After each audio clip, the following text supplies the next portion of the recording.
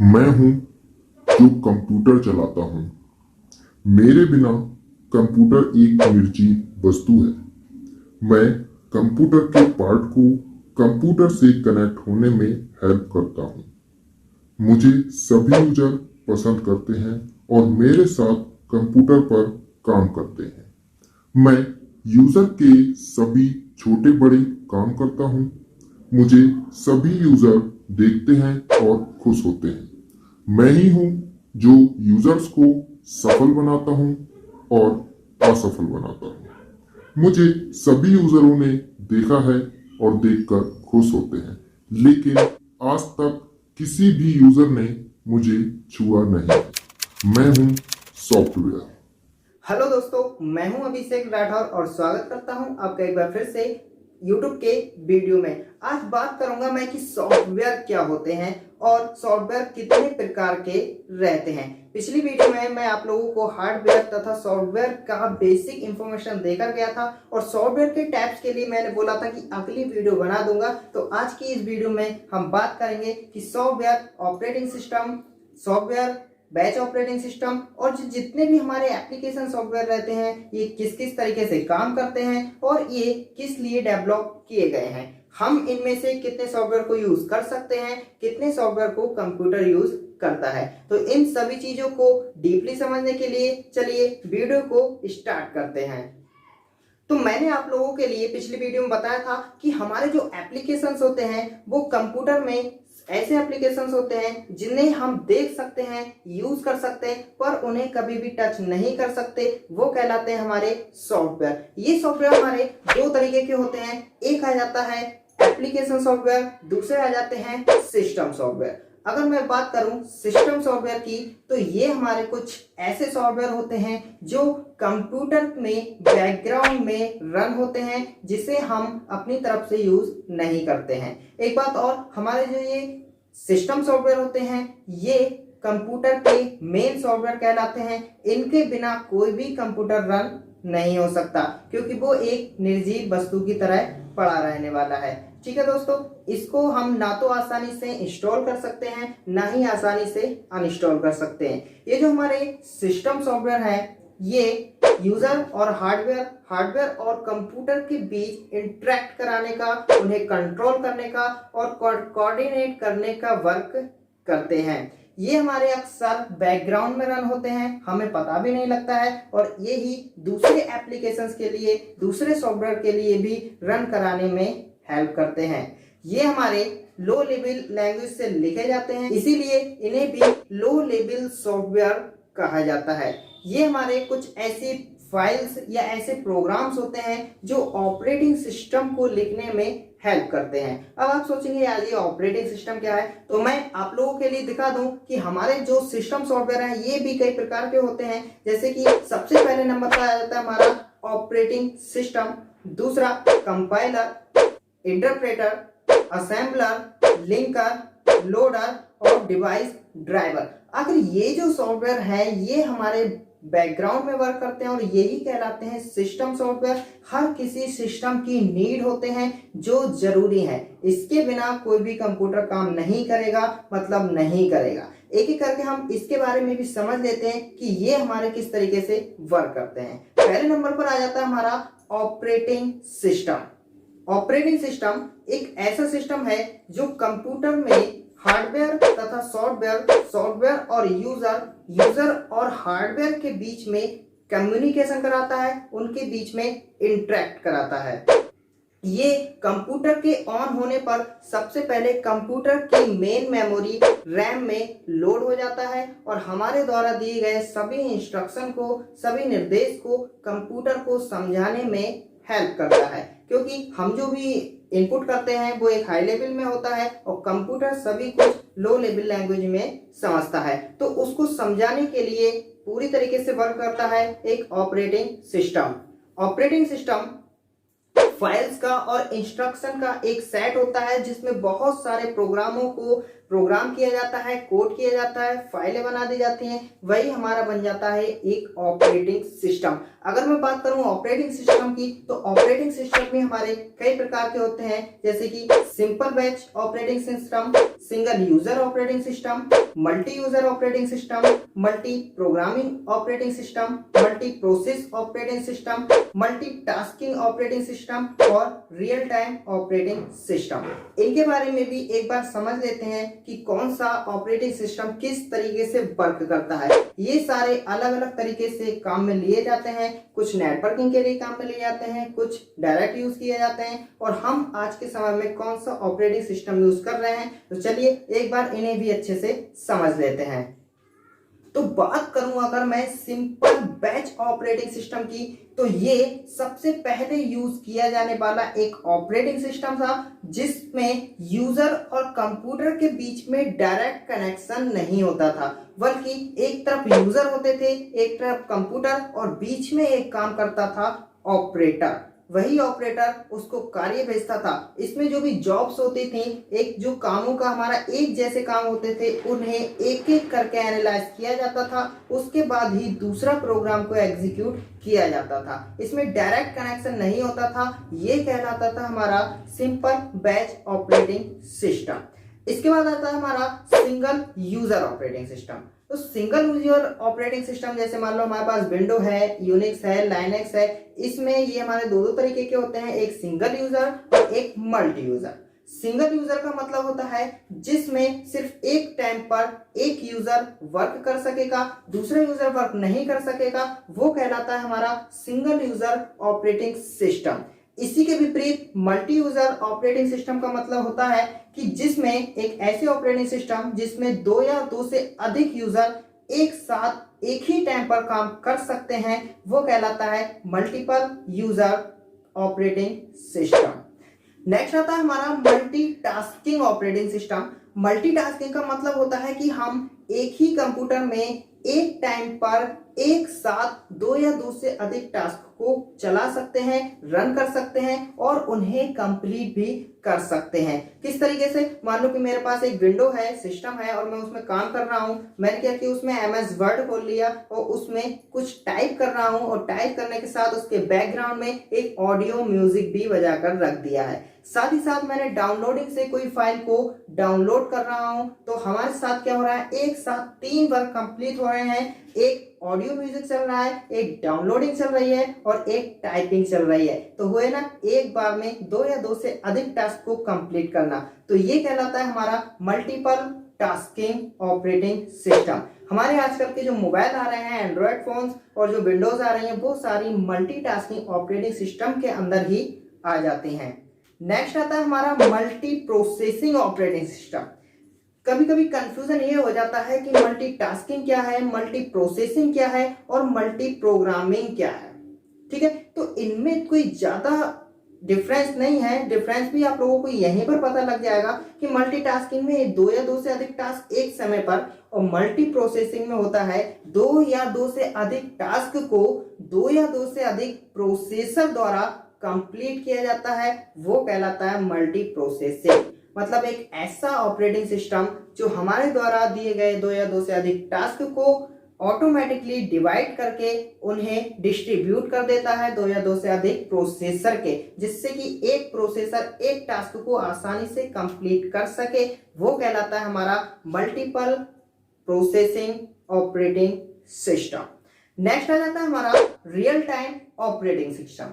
ये real time operating system बहुत ही ज्यादा फास्ट ऑपरेटिंग सिस्टम होते हैं और बहुत ही ज्यादा रिलायबल होते हैं। कहने का मतलब ये है कि ये ऐसे ऑपरेटिंग सिस्टम होते हैं जो दिए गए टास्क को दिए गए समय पर कंप्लीट कर देते हैं। लाइक इसका सबसे अच्छा एग्जांपल है हमारी विंडो जो चल रही है, ये हमारे रियल टाइम ऑपरेटिंग सिस्टम के अंदर ही आ जाती हैं। इसके अंदर भी हमारे दो तरीके के रहते हैं, एक हार्ड रियल टाइम और एक soft real time. Hard real time operating system बहुत ही ज्यादा फास्ट होता है, सिक्योर होता है और ये दिए गए टास्क को दिए गए टाइम में कंप्लीट करने की गारंटी देता है। इसके विपरीत जो हमारा soft real time operating system है, ये पूरी कोशिश करता है कि दिए गए टास्क को दिए गए टाइम में कंप्लीट कर लिया जाए, लेकिन इस चीज की गारंटी नहीं देता है और काफी हद तक उसे टाइम से ही कंप्लीट कर देता है। तो ये तो रहते हमारे ऑपरेटिंग सिस्टम के टाइप्स कि कितने तरीके के ऑपरेटिंग सिस्टम होते हैं। नेक्स्ट आते हैं हमारे कंपाइलर, इंटरप्रेटर और असेंबलर क्या होते हैं। ये भी हमारे कंप्यूटर में बैकग्राउंड में रन होते हैं और सिस्टम सॉफ्टवेयर की कैटेगरी में रखे गए हैं। तो ये जो हमारे सामने आप लोग देख रहे हैं ये कहलाते हैं कन्वर्टर। क्या कहलाएंगे? कन्वर्टर या ट्रांसलेटर। इनका काम होता है हाई लेवल लैंग्वेजेस को लो लेवल लैंग्वेज में कन्वर्ट करना और लो लेवल लैंग्वेज को हाई लेवल लैंग्वेज में कन्वर्ट करना, जिससे कि हमारे द्वारा दिए गए निर्देश कंप्यूटर को समझ में आ सके और कंप्यूटर के द्वारा दिया गया आउटपुट हमारे समझ में आ सके। क्योंकि computer low level binary language को समझता है और बाइनरी लैंग्वेज में ही अपना पूरा काम करता है जो हमारी समझ में नहीं आने वाला है, और हम जो काम करते हैं वो अपनी लैंग्वेज में करते हैं जो कंप्यूटर के समझ में नहीं आने वाली। तो इन दोनों के बीच में इंटरेक्ट होगा, लैंग्वेज को कन्वर्ट किया जाएगा हाई से लो में, लो से हाई में। उसके लिए ये तीन जो है काम करते हैं और ये तीनों अलग अलग तरीके से काम करते हैं। इंटरप्रेटर और असेंबलर का काम अलग रहता है जो हाई लेवल लैंग्वेजेस में रहता है। और बात करें अगर हम असेंबलर की तो ये असेंबली लैंग्वेज को बाइनरी में और बाइनरी लैंग्वेज को असेंबली लैंग्वेज में कन्वर्ट करने के लिए यूज किया जाता है। नेक्स्ट आ जाते हैं हमारे लिंकर और लोडर। लिंकर और लोडर की अगर मैं बात करूं तो जो हमारा ये जो लिंकर है ये एग्जीक्यूटेबल फाइल को जनरेट करता है और जिससे कि हमारा ऑपरेटिंग सिस्टम, हमारे सिस्टम सॉफ्टवेयर उसे आसानी से एग्जीक्यूट कर सके।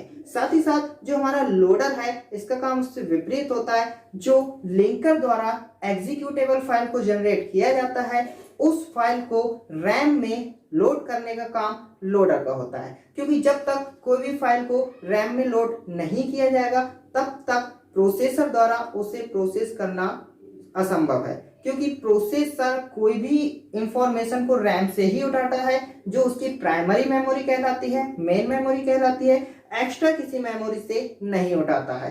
तो जो भी हमारी फाइल्स होंगी, जो भी इंस्ट्रक्शन होंगे, एग्जीक्यूटेबल फाइल है जनरेट की गई है, वो जब तक रैम में नहीं जाएगी तब तक उसका आउटपुट या इनपुट नहीं हो सकता है। उसके लिए भूमिका निभाता है लोडर। नेक्स्ट आ जाता है हमारा डिवाइस ड्राइवर्स।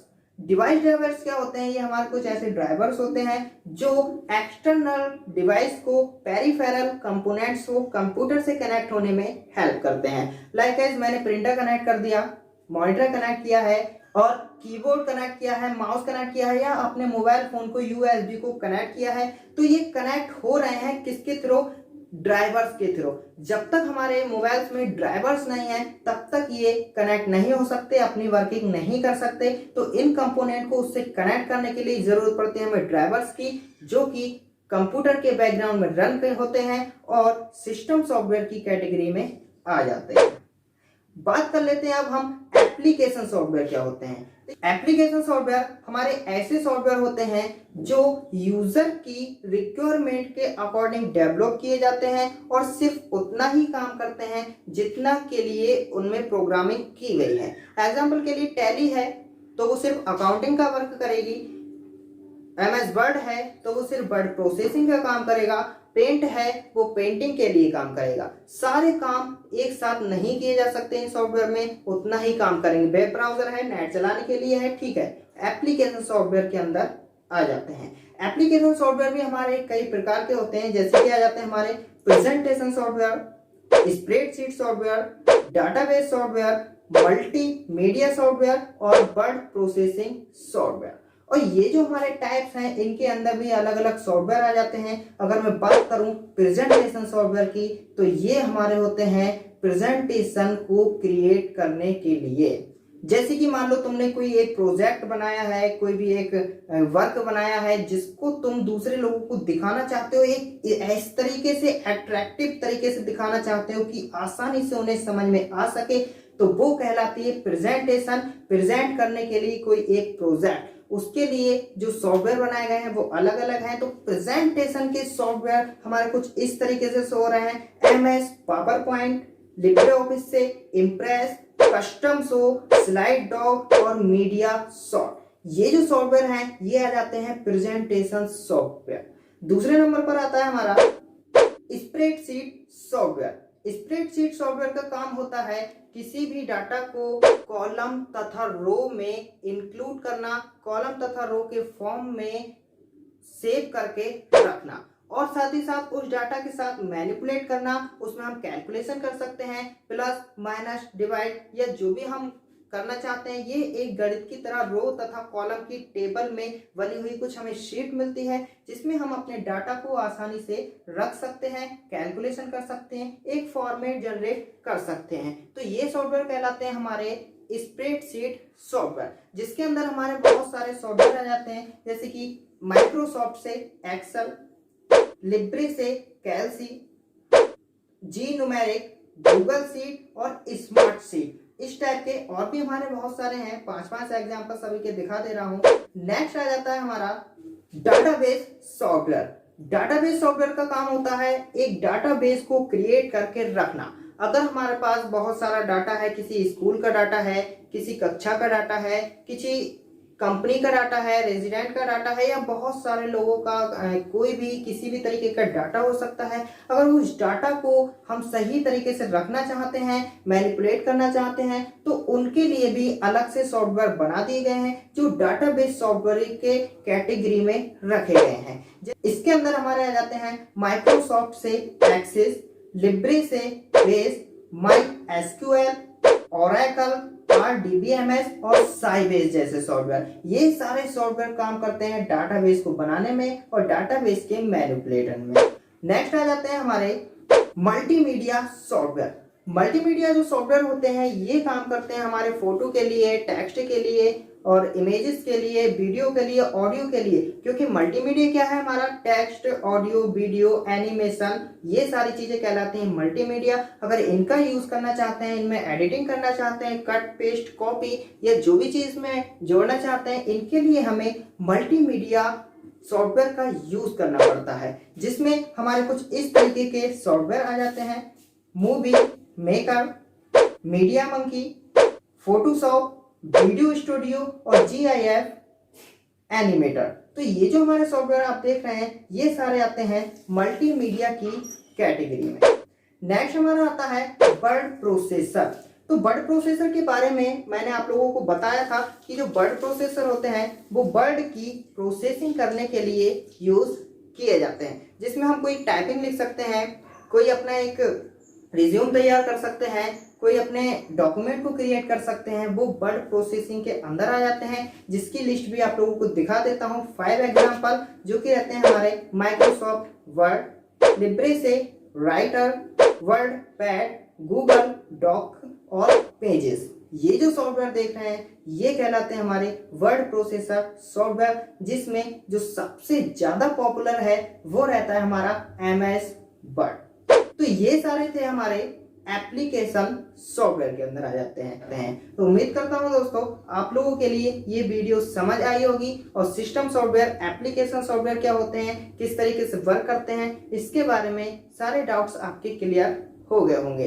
यदि अभी भी आप लोगों के मन में कोई डाउट है, अगर आप कुछ भी जानना चाहते हैं तो नीचे कमेंट में लिख दीजिएगा और वीडियो को लाइक कर दीजिएगा। और मैं अभिषेक राठौर मिलता हूं आपसे अगली वीडियो में। जब तक के लिए जय हिंद, जय भारत।